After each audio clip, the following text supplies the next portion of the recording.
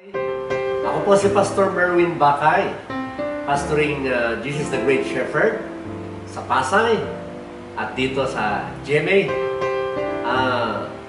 Sana itong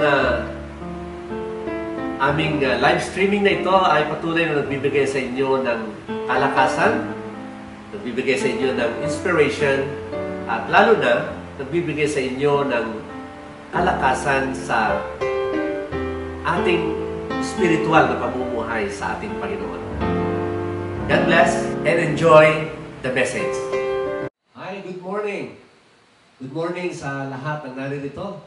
At good morning again sa lahat ng aming sumusubaybay sa pag-aaral na ito, sa pagsamba na ito sa ating dakilang Diyos.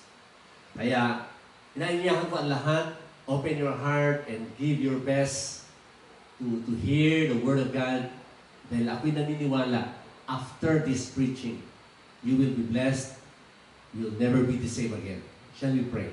Father, thank you for your Holy Spirit to guide us this morning. Lord, we'll open our mind and our hearts to receive your wonderful word.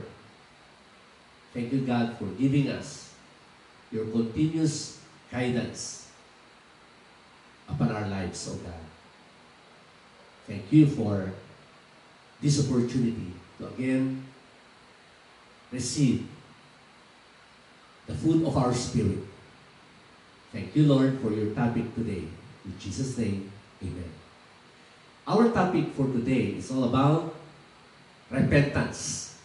Okay?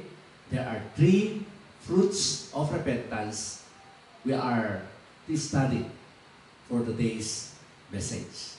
Okay? Our text is taken in the book of Luke 24:46 to 47.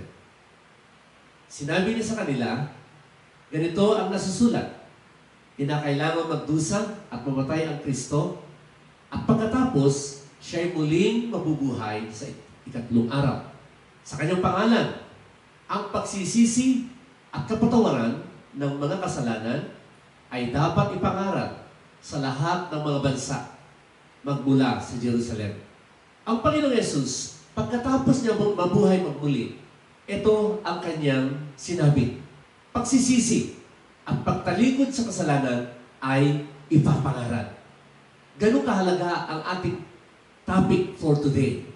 Na kailangan ang pagtalikod, kailangan ang pagbabalik loob sa Panginoon. Ito yung ipinangaral. Ito yung ikinalat. Ito yung mabuting balita na si Jesus ay nabuhay magmuli. Niligtas niya na ang sangkatauhan. Kinakailangan ipangaral lang sa mga tao na ito ay magbalik loob sa Panginoon. So, today, there are 3 fruits of repentance. Anong mangyari kapag ako ay lubos na nagbalik loob, nagsisi sa Panginoon? May 3 bunga ng mangyayari. Okay? Number 1 is salvation, kaligtasan. Ang sabi ng Luke chapter 13, verse 3 and verse 5. Ngunit, sinabi ko sa inyo, malibang magsisi kayo't talikuran ang inyong mga kasalanan, mapapahamak din kayong tulad nila. Ang sabi ng Luke chapter 13, 3 and 5, may nagsilapit kasi sa ating Panginoong Yesus. At sinabi nila ang patungkol sa kaparusahan ng mga masasamang taong yun. Okay? At ito ang sagot ng Panginoon. Hindi. Ngunit sinasabi ko sa inyo, malibang magsisi kayo't talikuran ang inyong mga kasalanan, mapapahamak din kayong tulad nila. Meron pong nakasala nung unang panahon, ngunit pareho din ang kapahamakan na mangyayari sa isang tao na hindi nagsisi, hindi tumalikod sa kanyang mga kasalanan. Ipinakita dito sa Luke chapter 13, 3 and 5, ang kahalagahan ng pagsisisi, pagtalikod sa kasalanan. Ang sabi ng banal na kasulatan, malibang ang tao'y magsisi, malibang ang tao'y magbalik loob sa Diyos, tiyak na siya ay mapapahamak. Kung kaya't ang unang bunga ng pagsisisi ay kaligtasan. Kapag ang tao'y magsisi, kapag ang tao'y tumalikod sa kanyang pagkakasala, ang sabi ng banal na kasulatan ay, siya ay maliligtas. Ito yung bunga. Kapag magbalik loob, kapag talikuran mo ang iyong kasalanan, ikaw ay maliligtas. Kaya yung mga taong yun na sinabi nila ang patungkol sa kasalanan, kung bakit napahamak, Jesus Christ, our Lord, confronted them. Maliban na ang tao'y magsisi, mapapahamak din kayo tulad nila. Okay? Kung kaya may nagtanong noon, panahon ni Pedro, patungkol sa pagbabalik ng ating Panginoong Hesus. Ang tugon ng ating kapatid na si Pedro ay ganito sa 2 Peter 3:9. Ang Panginoon ay hindi nagpapabaya sa kanyang pangako, gaya ng inaakala ng ilan. Sa halip, nagbibigay siya ng pagkakataon sa lahat, sapagkat hindi niya nais na may mapahamak, kundi ang lahat ay makapagsisi at tumalikod sa kasalanan. Ang akala nila, dahil hindi pa dumarating ang Panginoon, ang akala nila nakalimot ng Panginoon sa kanyang pangakong pagbabalik. Pero napakaganda ang tugon ng ating kapatid na si Pedro. Binibigyan niya ang bawat nilalang. Binibigyan niya ang bawat tao na magsisi, na magbalik loob, talikuran ng kasalanan, magbalik loob sa ating Panginoong Hesus. Kaya, ang lagi kong sinasabi ay ganito, ang dahilan kung bakit nabubuhay ka pa, ang dahilan kung bakit ikaw ay humihinga pa, ito'y pagkakataon na ibinibigay ng Diyos sa iyo na tayo'y magbalik loob sa Diyos. Maglingkod, mamuhay para sa Kanyang kalooban. Kaya, kaibigan, kapatid, kung bakit ikaw ay nabubuhay pa hanggang sa oras na ito, kung bakit ikaw ay humihinga pa, may taglay na kalakasan, may taglay na buhay, huwag mong sayangin ang iyong pagkakataon. Magbalik loob sa Diyos. At kung ikaw naman ay Kristiyano, ikaw naman ay tumanggap na, nagbalik loob na sa Diyos, itodo mo na ang dahilan kung bakit ka rin nabubuhay ay para mag-akay. Ito'y para magbigay din ng pagkakataon sa iba. Akayin natin ang akayin. Okay? Akayin natin ang akayin. Pansinin man tayo, ano man ang kanilang reaksyon, huwag natin silang pagsawaan. Dahil ganyan ang ginawa ng ating Panginoong Hesus. Bumaba siya, nagkatawang tao, para tayo ay mahalin. Kung ikaw din naman ay hindi pa nakapagbalik loob sa Panginoon, ito ang tanging dahilan na tayo ay magsisi, magbalik loob sa ating Panginoon. At kapag tayo nagsisi, of course, ang sabi dito, hindi ka mapahamak. Ikaw ay ligtas. At sa mga Kristiyano, ang dahilan kung bakit ka pa nabubuhay, pinagpapala, iniingatan, iniligtas ng Panginoon. At lubos-lubos ang kanyang pagpapala sa iyo para tayo naman ay magamit bilang instrumento para ang ating kapwa, mga tao na kapaligid sa atin, ay ating akayin sa ating Panginoon. That's number one, fruit of repentance. Para ang tao ay maligtas. Okay? Another verse, dyan sa salvation, of fruit number one is Luke 19, verse 10. Ang sabi ng ating Panginoon ay ganito, ang anak ng tao ay naparito upang hanapin at iligtas ang naligaw. Ito ang dahilan ng ating Panginoon. Bumaba, nagkatawang tao, para iligtas ang mga naliligaw. Iligtas ang mga tao. Kaya ito rin ang dahilan kung bakit ka pa nabubuhay, kaibigan, kapatid, para tayo ay makapag-akay din. At ang mga tao matutong magsisi, matutong magbalik loob sa ating Panginoong Hesus. Amen. Okay? And number two fruit of repentance is joy. Dito sa verse na ito, sa chapter na ito, ng chapter 15, may nagsilapit sa ating Panginoong Hesus. At pinunan nila siya dahil ang kanyang mga kasama, mga kasalo, ay mga makasalanan. Nakikinig sa kanya, ang sumasama, ang kasalo niya sa mga pagsasalo, sa mga kainan, ay mga makasalanan. Ngayon, pinuna ito ng mga tinatawag natin Pharisees and Scribes, mga scholars, mga theologians.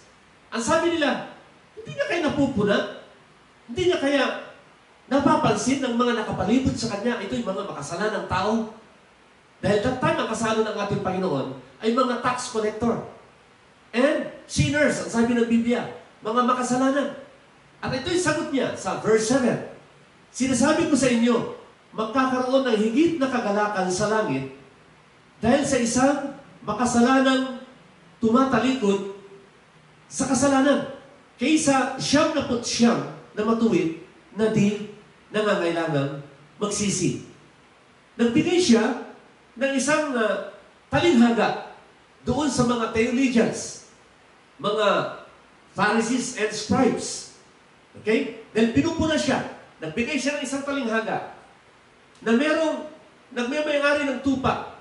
Kung meron ka 100 tupa, ang sabi niya doon, at ang isa ay nawawala. Sabi ng ating Panginoon Yesus, iiwanan niya ang 99 at hahanapin niya ang isa.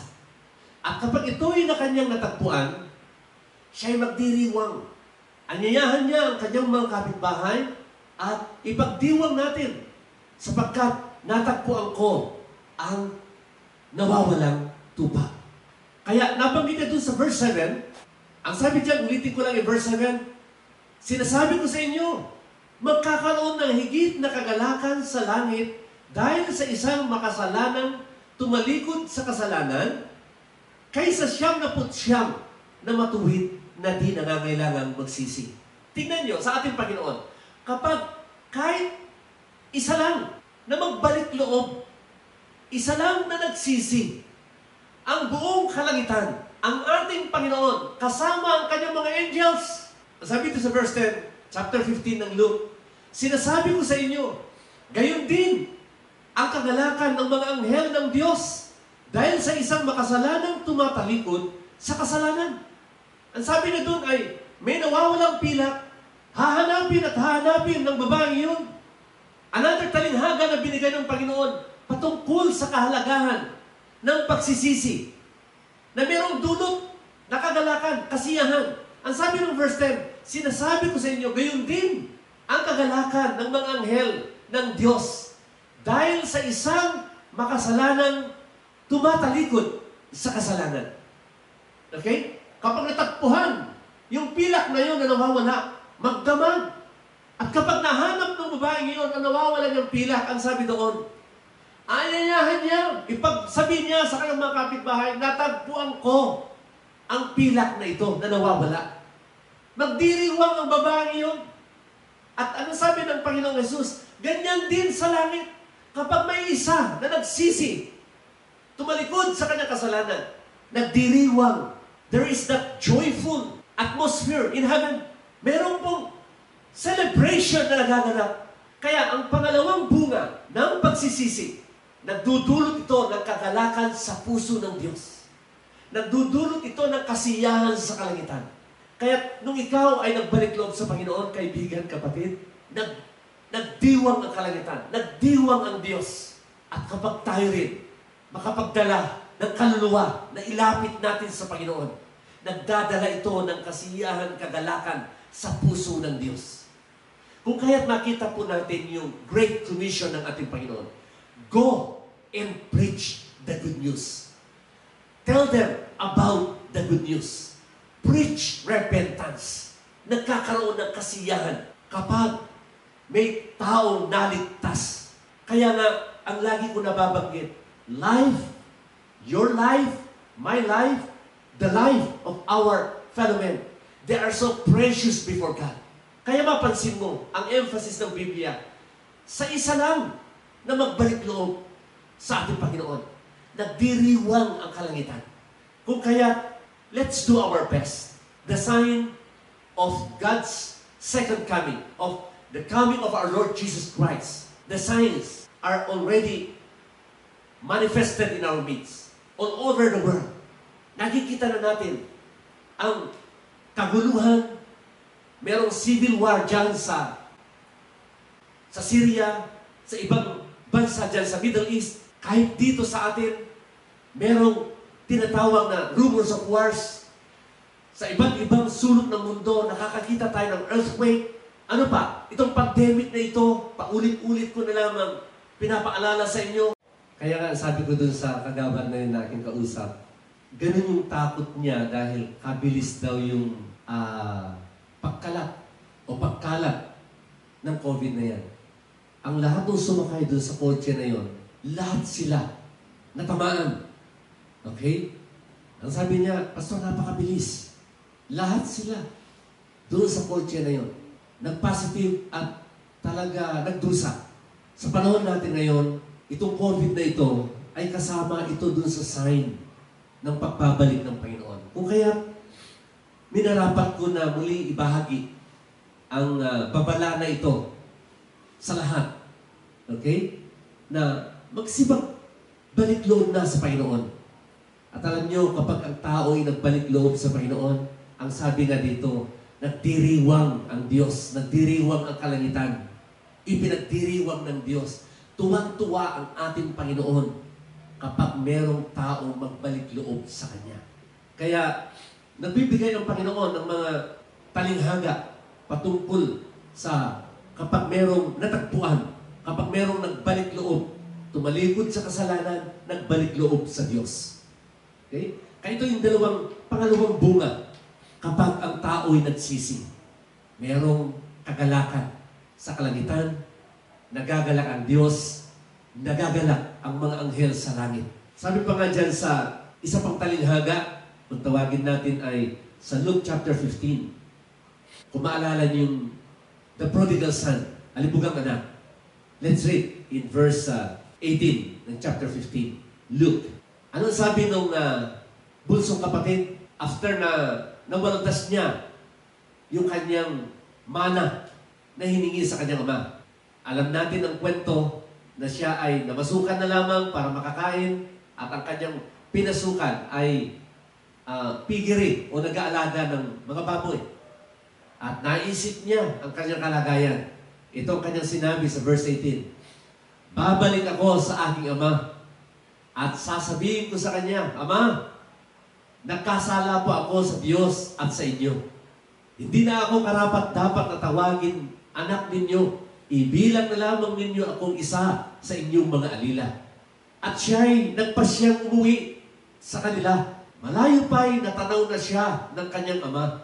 At dahil sa matinding awa, ay patakbo siyang sinalubong ni Yakap at tinagkan. Sinabi ng anak, Ama, nagkasala po ako sa Diyos at sa inyo. Hindi na po ako karapat-dapat tawagin anak ninyo. Ngunit tinawag ng ama ang kanyang mga alila. Dali, kunin ninyo ang pinakamagandang damit at bihisan ninyo siya. Suutan ninyo siya ng sinsing at ng sandalyas. Katayin ninyo ang pinakamatabang guya at kayo'y kumain at magtiwa. Sapagkat ang anak kong ito ay namatay. Ang anak ko ito ay namatay na, ngunit siya ay nabuhay. Nawala, ngunit muling natagpuan. At sila nga'y nagdiwa. Tingnan natin ang mensahe ng alibugang anak. Nung siya ay nagbalik loob, sinabi niya sa kanyang sarili, hindi na karapat-dapat tawagin anak. Nagpakumbaba siya. Iniwan niya ang kanyang napakahirap na kalagayan. Ano niyo po ang picture ng Panginoon sa taong wala sa Kanya o wala sa Kanyang kalooban, hindi nagbabalik loob sa Kanya, siya ay patay. Siya ay ligaw. At anong sabi? Nung nagsabi yung bunsong anak na yun, nung siya ay nagpasyang magbalik loob, ang ama ay nag-aantay. Kaibigan, kapatid, kung ikaw ay wala pa sa pangangalaga ng Panginoong Hesus, Hindi pa si Lord ang Lord ng buhay mo. Magpasya ka. Magbalik loob sa Kanya. Again, ang dahilan kung bakit ikaw ay nabubuhay.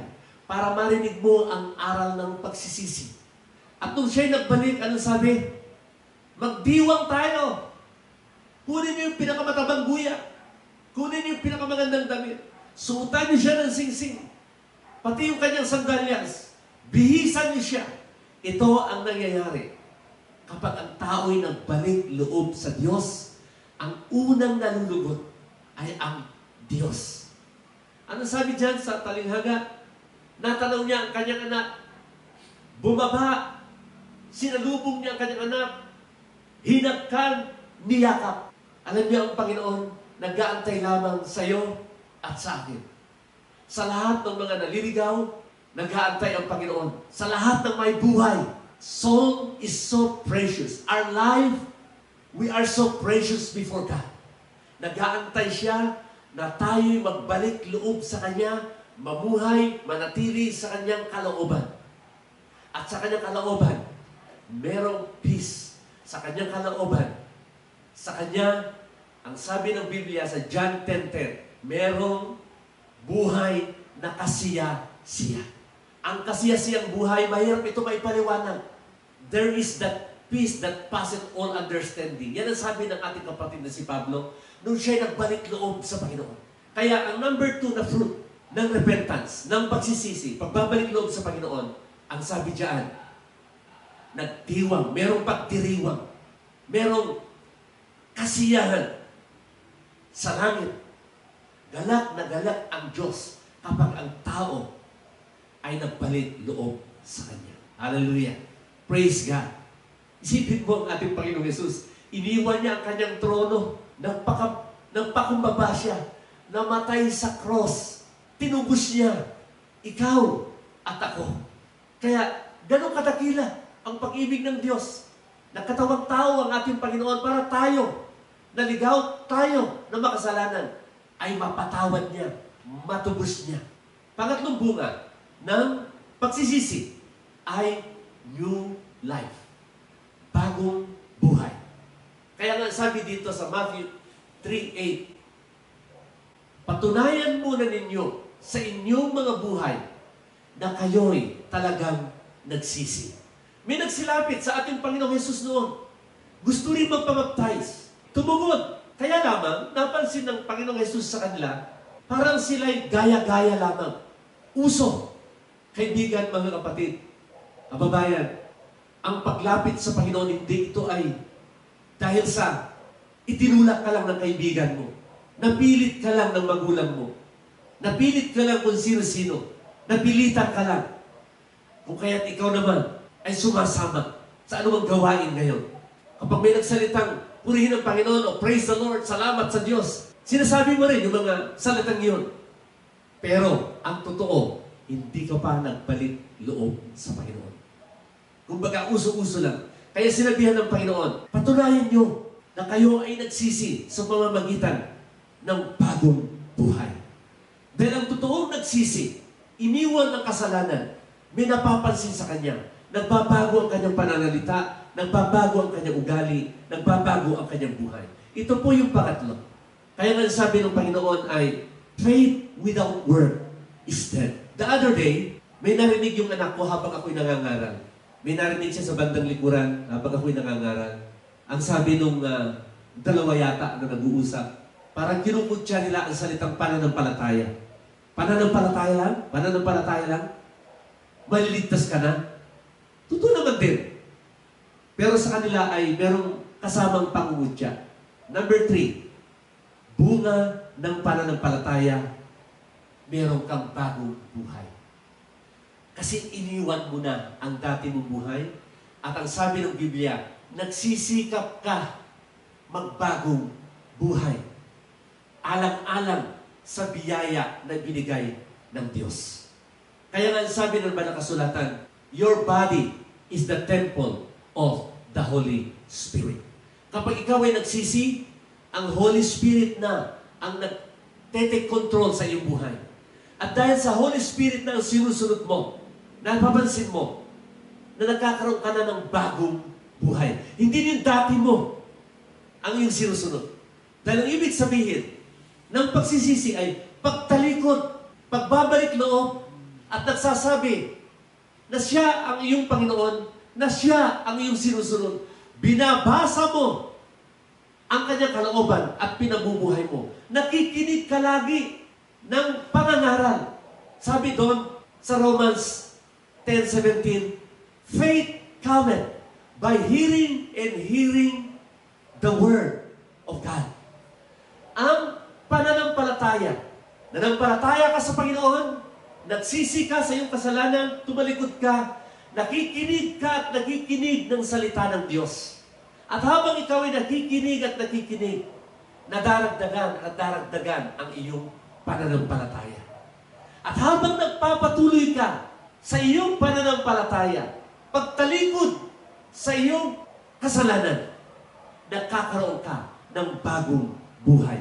Ito'y bunga ng iyong pagsisisi. Kaya, ito yung pangatlo, napakahalaga lahat. Ang bawat isa ay napakahalaga. Ang sabi ng Ephesians 2, verse 10, kung ano tayo ngayon ay gawa ng Diyos, at sa pakikipag-isa natin kay Kristo Jesus, ay inilikha niya tayo para sa mabubuting gawa na inihanda niya nung una pa man upang gawin natin. Nilikha tayo ng Diyos, inihanda na ng Panginoon ang mga bagay na dapat natin gawin. At ano yun? Ang paggawa ng mabuti. Inilikha tayo ng Diyos para magpasakop sa Kanya, mamuhay para sa Kanya, dahil ito, dito tayo inilikha ng Diyos. Ang pagpapasakop sa Kanya, pagsunod sa Kanya, paggawa ng mabuti. Una, of course, magsisi. At kapag ikaw ay nagsisi ka dahil sa nanampalataya ka. Kaya nga sabi doon sa verse 8 and 9, you are saved by grace. Not of your own good works, not of your own works, but because of His grace. We are saved by His grace through faith in Jesus Christ. We are not saved of our good works, but we are saved because of what Christ has done. Okay? He redeemed us. He sacrificed Himself just to redeem us. Nais niya na lakaran natin ang nararapat nating kalagyan. Ang buhay na kasama ang Diyos, inilaan niya sa atin. Okay? Ang paggawa ng mabuti, yun ay inilaan niya para sa atin. Okay? So siya gumawa ng paraan, bumaba siya para tayo makapanumbalik at magawa natin ang talaga pinagagawa niya sa atin. So number 3, new life. Bagong buhay. Kaya nga ang tawag sa atin ay born from above or born again. Ipinanganak, hindi sa natural na kapanganakan natin, kundi kapanganakan mula sa Diyos. Born from above, ang sabi doon. Okay? Meron tayong new life. Okay? So, to wrap up, ano yung number 1 na bunga ng pagsisisi? Salvation. Kaligtasan. Hindi ka na mapapahama. Sabi doon, unless you repent, you will likewise perish. Kaya ganun kalaga. Kapag tayo nag-repent, hindi na tayo mapapahama. Kapag tayo nagbalik loob sa Kanya. Pangalawa, joy. Kapag tayo nagsisi, nagdadala tayo ng kagalakan sa langit. At ang pangatlo ay new life. Okay? So, ito yung tatlong bunga na tayo ay nagbalik loob. Nagsisi sa ating mga kasalanan. Tumugon tayo doon sa text po natin na ipangaral nyo ang pagsisisi sa buong mundo. Pagkabuhay magmuli ng ating Panginoon, inutos niya ang pangangaral patungkol sa pagsisisi. At sa pagsisisi, nakita natin ang tatlong bunga. Tiyak, ikaw ay ligtas kapag ikaw nagsisi, nagbalik loob sa Panginoon. At kapag ikaw ay naligtas, nagdadala ng kagalakan sa puso ng Diyos. Hindi na sayang ang kanyang pagmamahal, sakripisyo na inalay. At ang pangatlo ay nabunga. Of course, nakikita ang resulta, ang bunga na bagong buhay. Okay? So sa ating pagtatapos bago tayo manalangin, ito ang sabi ng Panginoon sa lahat sa atin na tayo ay lubos na ipangaral, ipamuhay ang aral na ito. Jeremiah 9:23. Ito ang sabi ng Panginoon. Sabi ni Yahweh, Jeremiah 9:23-24, huwag ipagmalaki ng matatalino ang kanyang karunungan o ng malakas ang lakas na kanyang taglay, ni ng mayaman ang kanyang kayamanan. Kung may nais magmalaki, ang ipagmalaki niya ay ang pagkilala at pagkaunawa sa akin. Merong hadlang kung bakit ang tao ay hindi magbalik loob o hindi magsisi. Ang sabi dito sa banal na kasulatan, dahil siya ay matalino, dahil siya ay malakas, at dahil siya ay mayaman. Kaibigan, kapatid, malinaw ang sabi ng Biblia, makamtam mo man ang kayamanan sa buong mundong ito. Napakalakas mo man, napakasikat mo. Okay yan. Ikaw na ang pinakamalakas. Pero tanda mo ito, ang lahat ng kalakasan ay yan ay manghihina din yan. Ang lahat ng sikat, malalaos din yan. At ang sabi nga doon, ang lahat ng kayamanan, ayaw magsisi dahil siya ay tingin niya sa sarili niya, mas matalino siya kaysa sinumang nangangaral. Mas matalino siya sa sinumang lingkod ng Diyos. Tingin niya, mas magaling siya. Mas sikat siya. Mas mayaman siya. Kung kaya ayaw makinig sa utos ng Panginoon na magbalik loob. Kaibigan, kapatid, malinaw ang sabi ng Biblia, kung meron ka dapat ipagmalaki, kilala mo ang nagbigay ng talino mo, ng taglay mong kasikatan, taglay mong kayamanan. Inanyahan ng Panginoon ang lahat na magsisi. Hindi niya kalooban na may mapahamak. Tayo manalangin. Umikit tayo at lapit tayo sa Panginoon. Dakilang Ama, pinahayag ko po, O Diyos, pinangaral ko po, Panginoon, ang utos mo, humayo, ipangaral ang aral ng pagsisisi, pagtalikod sa kasalanan. O Diyos, alam ko, Panginoon, na narito kami sa huling panahon at narito ang lahat ng signs, Panginoon, ng huling panahon. Narito na ang lahat ng uri ng kasalanan sa mundong ito. Narito na, Panginoon, ang lahat ng mga kaguluhan sa bawat bansa, sa bawat sulok ng mundo. Naririnig po namin ang mga pag-aaway, ang mga giyera.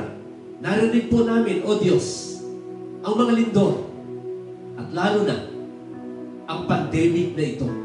O Diyos, na ipangaral ko po ang mensahe mo. At nariyan po ang bunga ng pagsisisi. Kami po ay maliligtas. Bunga ng pagsisisi, nagagalak ka sa kalangitan. Nagdudulot ng kagalakan sa kalangitan kapag meron pong nagsisisi.